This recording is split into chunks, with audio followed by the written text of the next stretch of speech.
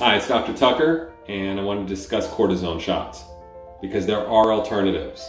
So if you're thinking about getting a cortisone shot, they do have the benefit of probably giving possibly some short-term relief. The challenge is there's a bunch of risks that aren't typically discussed. So for starters, if you've got blood sugar issues, you're diabetic, you might want to have your doctor know this and really address the concern of having your blood glucose increase. But generally, anything that's steroid based eats up stuff, right? So the goal is to eat up some inflammation so you can feel and move a little better.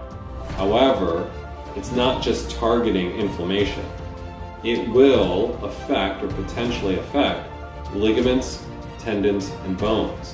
If it demineralizes the bone, you're going to be looking at some potential problems with bone density later on. So an area can get weak.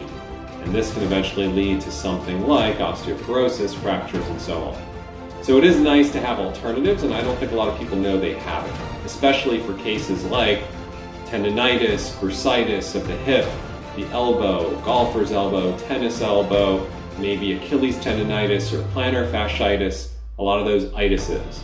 So tendons, if they get inflamed, burses, if they get inflamed, you want to move fluid out. And that's the theory on why some doctors use cortisone, but there's other ways. In our office, for example, one of the things we use is shockwave therapy. So instead of a chemical that's injected into you, we utilize something we can address externally. And what we have is a device that'll send signals via wand that creates sound waves. And these sound waves will break down scar tissue on a contact, and it'll also move fluid. If you move fluid out, you reduce inflammation, you can do it much more conservatively than just cortisone. So there are other considerations.